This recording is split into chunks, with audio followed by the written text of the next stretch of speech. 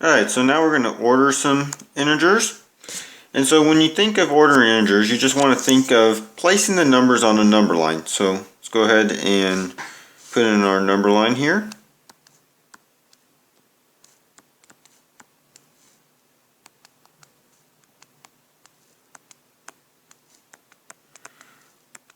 So now we're going to place those numbers we have on our number line. So the first one is number 4, and then we have a 2, and then a -3, a -1, and a 0. So now our numbers are in order from least to greatest.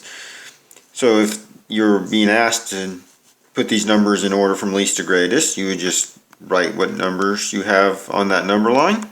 So we got -3, -1, 0, 2, and 4.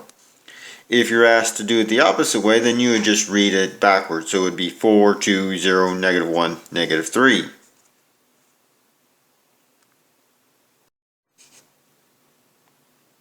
Alright, so another thing you're going to be asked to do is to compare numbers. So when you compare numbers, you have to think of numbers being greater than or less than another number. So again, we can put these on a number line. So A there is 5 and 2. So we'll put a dot at 5 and 2.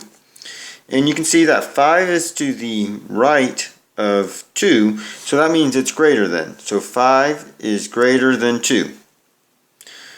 If we look at the next one, we have -2 and -3. So let's put those on the number line. So -3 and -2. And the -2 is to the right, so that means the -2 is greater than -3.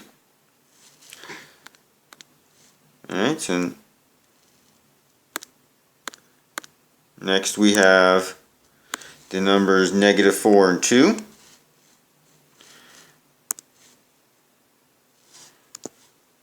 So put a dot at -4 and at +2. Well, the 2 is to the right of the -4, so that means it's greater. And last we have -1 and 0.